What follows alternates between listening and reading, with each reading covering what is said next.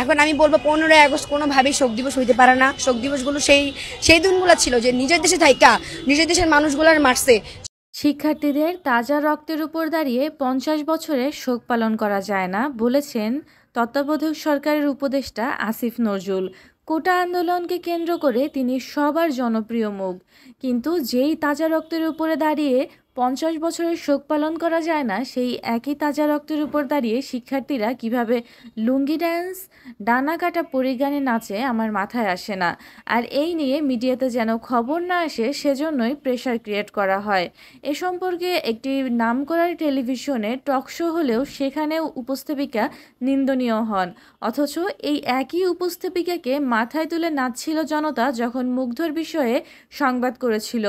বঙ্গবন্ধু শেখ মুজিবুর রহমানের শাহাদাত বার্ষিকী ও জাতীয় শোক দিবস উপলক্ষে 15ই আগস্ট আওয়ামী লীগের নেতাকর্মীরা ধানমন্ডি 32-এ ফুল দিতে এবং মোমবাতি প্রজ্বলন করতে যান, আর সেখানেই সাধারণ শিক্ষার্থীরা বাধা প্রদান করেন।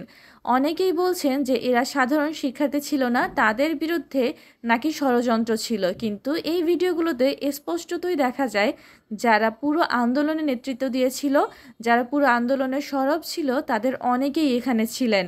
আর যদি তারা নাও থেকে থাকেন তবে তারা কেন এই বিষয়গুলো আটকাননি, প্রশ্ন থেকে যায় সবার মনে।